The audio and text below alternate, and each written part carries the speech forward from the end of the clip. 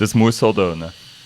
Das ist mein neues Stativ, das ich mit dem Handy kaufen lasse. Und du bist noch zu wenig hoch. Moment.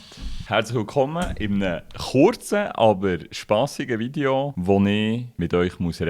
Canon. Canon hat R6 Mark III vorgestellt. Die 6D Mark I war meine erste Vollformatkamera.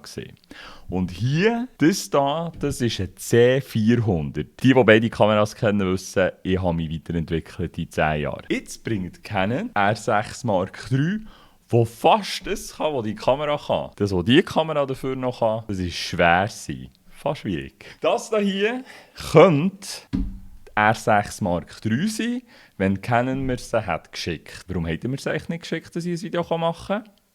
6D Mark III Specs. Wir haben drin einen neuen, weil gibt es noch nicht, 32 Megapixel Sensor Vollformat.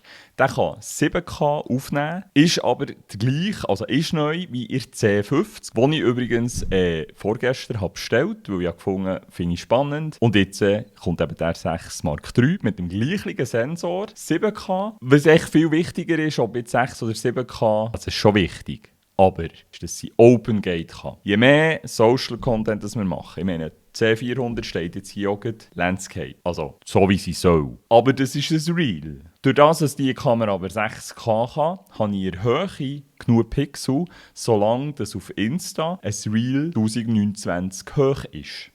Also wenn ich das jetzt einfach so hintereinander so rausholen, Irrtum vorbehalten, ist ein 4K-Video 2160 Pixel hoch, ein Full-HD-Reel hochkant 1029 und somit haben wir sogar noch 200 Pixel Spatzung. Das heisst, wenn ich eine 6K-Kamera habe, brauche ich kein Open Gate, weil ich habe genug Reserven. Reserven ist aber etwas, das man mega gut verkaufen kann, vor allem wenn Instagram irgendwann die Auflösung von einem Reel anpasst, dann haben wir ein Problem, weil von mir aus siehst du das schon lange Zeit.